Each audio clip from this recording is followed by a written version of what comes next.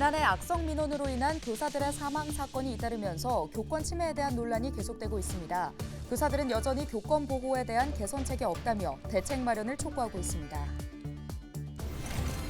충남교육청이 학생인권조례 폐지를 의결한 충남도의회에 제의를 요구했습니다. 제의 요구 이유에 대해서는 조례 폐지가 학생인권 보장이라는 공익을 침해하고 헌법과 법령에 어긋난다고 설명했습니다. 김태흠 충남지사가 신년 기자회견을 열고 임기 내에 내포 신도시 인구 5만 명을 달성하는 등 올해 도전 계획을 밝혔습니다. 김 지사의 신년 목표를 살펴봤습니다. 예산군이 환경부가 주관하는 예당 저수지 친환경 호수 조성 사업에 최종 선정됐습니다. 예산군은 2026년까지 예당 저수지 수변 경관 개선 등을 추진할 방침입니다.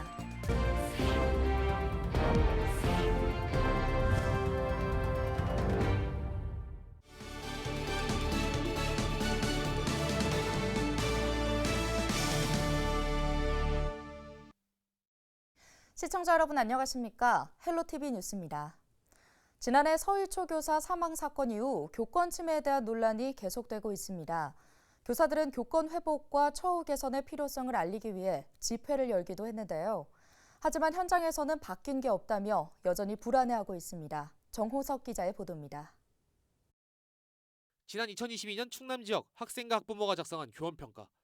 교사의 학력을 비하하고 외모를 평가하는 글이 난무합니다. 교원평가는 익명성이 보장되기 때문에 작성자를 알 수 없습니다. 상황이 이렇다 보니 익명성이 뒤에 숨어 교사를 향해 성희롱과 인격 모독성 글을 작성하는 학생이 많습니다. 여선생님들에 한해서는 이제 남학생들의 짓궂은 장난으로 외모에 대한 직접적인 평가가 들어가는 부분들도 있고, 특히 이제 성적인 부분에서도 필터 없이 전해지는 내용들 때문에 상처를 받으시는 분들이 꽤 있습니다. 지난 2020년부터 3년간 충남 지역에서 발생한 교권 침해 사례는 모두 420건. 특히 2020년 74건에서 2년 만에 100건 이상 증가했습니다. 지난해 교권 침해 사례 180여 건 중 100건 이상이 중학교에서 발생했습니다. 한 중학교에서는 졸업생이 학교 상담실에 무단으로 침입해 교사를 강제 추행한 혐의로 형사고발되기도 했습니다. 일각에선 지난해 서희초 교사 사망 사건 등으로 교권 침해 논란이 심화되면서 교대에 대한 선호도가 추락하고 있다는 해석이 나오고 있습니다. 2024학년도 전국교대 수시 모집 정원 현황을 살펴본 결과 13개 대학에서 수시 정원을 채우지 못해 모집 인원의 약 30%를 정시로 이월했습니다. 대학별로는 서울교대가 80.5%로 가장 많았고 진주교대와 전주교대가 각각 72%와 63%로 뒤를 이었습니다.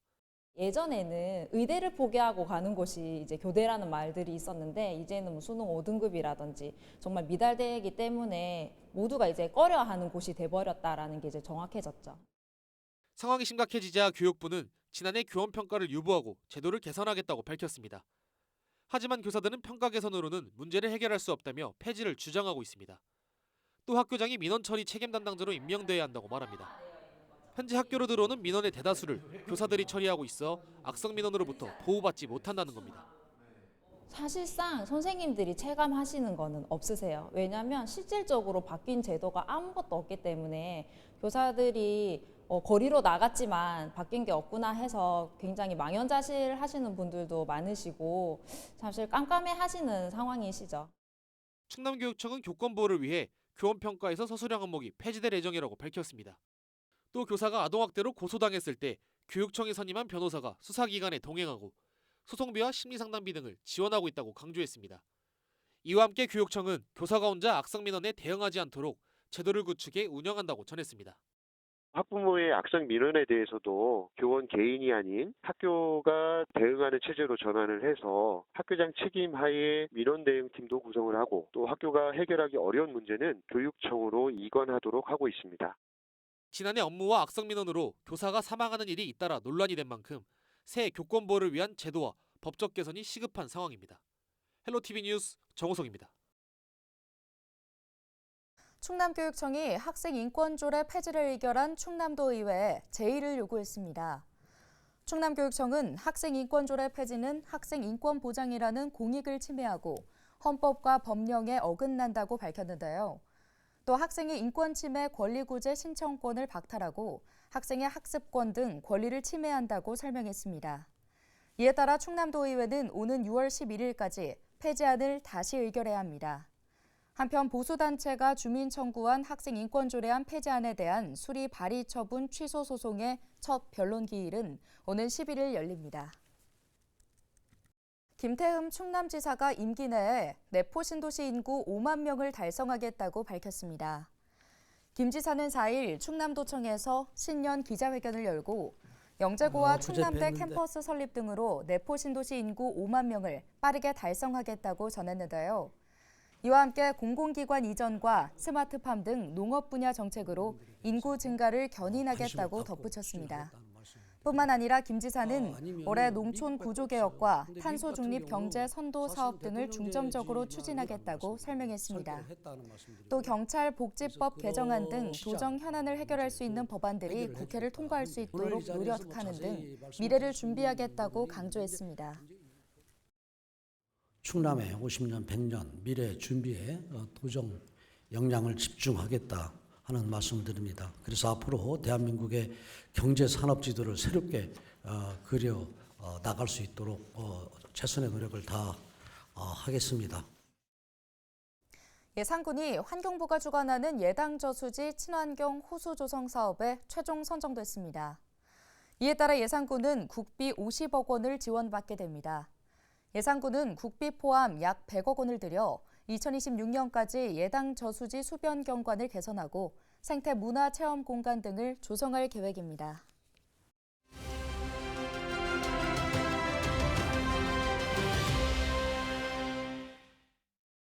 충남 농업기술원이 고위험 병해충 정밀 진단실을 구축했습니다.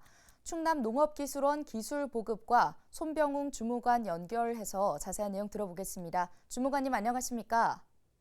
네, 안녕하세요. 충청남도 농업기술원 손변웅 주무관입니다. 네, 먼저 고위험 병해충 정밀 진단실이 어떤 곳인지 설명 부탁드립니다. 예.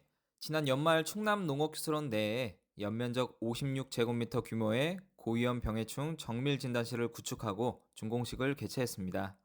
구축을 위해 사업비 7억 원을 투입했는데요. 생물안전 밀폐 2등급 기준을 준수하여서 전실, 전처리실, 정밀 분석실 등 3개의 실을 조성했으며 과수화상병 정밀 진단을 위한 실시간 중압효소 연쇄 반응기 등 장비 19종을 갖추고 있습니다. 이 정밀 진단실은 어떤 역할을 맡게 되는 건가요? 네. 먼저 이번 정밀 진단실 구축의 계기를 말씀드리겠습니다. 2015년 과수화상병 첫 발생 때부터 의심 시료를 시군 식물방재관이 직접 농촌진흥청으로 시료를 이송 후 진단 의뢰를 해 양성, 음성 판정을 통보받은 과정을 거쳐야 해 접근성의 문제가 제기되어 온 바 있습니다. 이에 도농업기술원은 이번 정밀진단실 구축에 따라 도내 과수화상병 의심 증상 발생 시 도농업기술원 주관의 정밀진단과 통보, 대응 등 신속한 안전관리 시스템 가동이 가능할 것으로 기대하고 있습니다. 또한 과수화상병 매몰농가가 기주식물을 다시 심기 위해서는 24개월이 지난 시점에 매몰지 토양의 병원균을 검사해서 안정성이 검증된 후에 재식재가 가능합니다. 이번 정밀진단실 구축으로 매몰 필지의 토양 병원균 분석을 자체적으로도 할 수 있어 사후관리 및 예방의 편의성 증대 효과도 있을 것으로 보고 있습니다. 네, 향후 운영 계획도 짚어주시죠. 네. 충남도 농업기술원은 5월에서 7월 기간 동안 정밀진단실 시범 운영을 하고 농촌진흥청과 합동으로 현장 진단 업무를 추진할 계획입니다. 이번 정밀진단실 구축을 통해 신속하고 정확한 진단으로 병해충 피해 확산을 최소화하기 위해 노력하겠습니다. 네, 여기까지 듣겠습니다. 충남 농업기술원 기술보급과 손병웅 주무관이었습니다.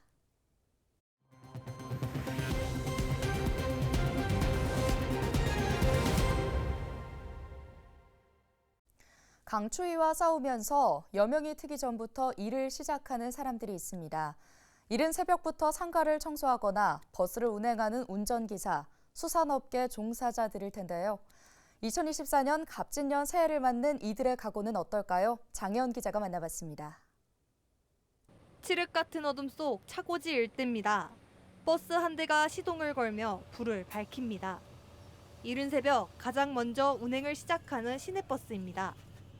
누구보다 서둘러 하루를 시작하는 피곤함도 있지만 첫 차를 운행하고 있음에 보람을 느낍니다. 저희가 새벽에 일어나서 나오는 게 좀 몸 피곤하고 힘들긴 한데 승객들을 맞이해서 운행하면서 승객들을 맞이하면서 이렇게 하루 저 보람을 느끼면서 일을 하고 있습니다.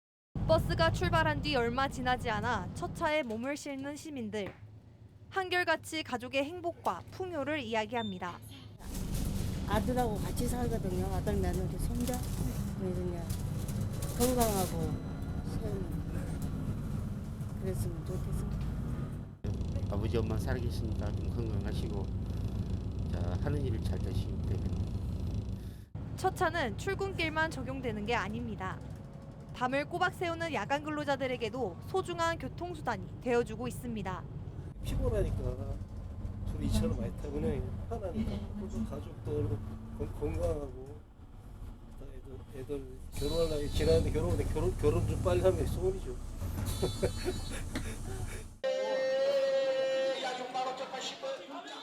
흥얼거리는 듯한 경매사의 목소리와 함께 수협 입판장에서 경매가 시작됩니다.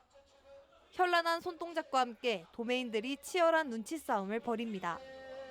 이들이 바라는 건 풍어와 수산업 경기 회복입니다. 갑진이는 여하튼 배는 고기를 많이 잡아야 되고 안전조업 해야 되고 또 뭐도 다 여러 사람들 복 많이 받고 아주 건강하고 말이야. 그래가지고 건강하게. 피곤함을 이겨내고 누구보다 일찍 하루를 시작하는 사람들. 저마다 새로운 희망을 품고 힘찬 새해를 시작했습니다. 헬로티비 뉴스 장혜원입니다. 서산시가 올해부터 발주공사 입찰 단계에서 건설업 등록 기준에 대한 실태조사를 실시합니다. 대상은 시에서 발주한 건설공사 입찰 참가업체로 적격 심사 대상인 개찰 1순위 업체인데요. 시는 서류와 현장 확인을 통해 자본금과 사무실, 기술 인력 등 건설업 등록 기준 충족 여부를 꼼꼼히 살펴볼 계획입니다. 점검 결과 부적격 업체에 대해서는 입찰 기회를 박탈하고 영업 정지 등의 행정 처분을 내릴 방침입니다. 당진시가 무주택 신혼부부의 주거비 부담을 줄이기 위해 전세자금 대출이자를 지원합니다.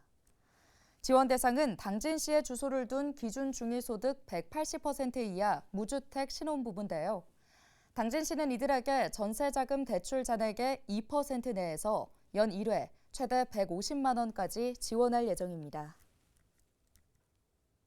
예산군 지역화폐인 예산사랑 상품권이 10% 할인된 가격으로 판매됩니다. 예산군은 지역경제 활성화를 위해 예산이 소진될 때까지 예산사랑 상품권 22억 원어치를 할인 판매할 계획인데요. 상품권은 지역 내 은행 등에서 구입할 수 있으며 1인당 구매 한도는 30만 원입니다. 태안군이 올해 찾아가는 영농 폐기물 수거에 나섭니다. 군은 청소차를 운행하지 않는 지역에 청소 인력이 직접 찾아가 마을별로 보관 중인 영농 폐기물을 수거 운반하는 사업을 연중 추진한다고 밝혔습니다. 이번 사업은 농촌에서 영농 활동 시 발생한 각종 폐기물들이 제대로 수거되지 못해 방치되거나 불법 소각 처리되는 사례를 방지하기 위해 실시됩니다. 서산시가 농업 신기술 보급을 위한 시범사업 신청을 받습니다. 시는 16억 원을 투입해 식량 작물과 과수, 축산 등 6개 분야에서 40개 사업을 추진합니다. 신청 자격은 주민등록 주소와 사업 대상지가 서산시에 있는 농업인과 법인, 농업인 단체이며 신청 기간은 오는 8일부터 26일까지입니다. 시는 현지 조사와 신기술 수용 능력 등을 종합평가해 최종 대상자를 선정할 계획입니다. 충남 도립대 경찰행정학과가 지난해 경찰시험 합격자 10명을 배출했습니다. 한 학년 정원이 30명인 충남 도립대 경찰행정학과는 지난해 상반기와 하반기 경찰시험에서 각각 5명이 합격했다고 밝혔습니다. 도립대 경찰행정학과는 경찰 채용 관련 경험이 풍부한 교수진들이 실제 시험에 초점을 둔 교육과정을 운영하고 있습니다. 오늘 준비한 소식은 여기까지입니다. 함께해 주신 여러분 고맙습니다.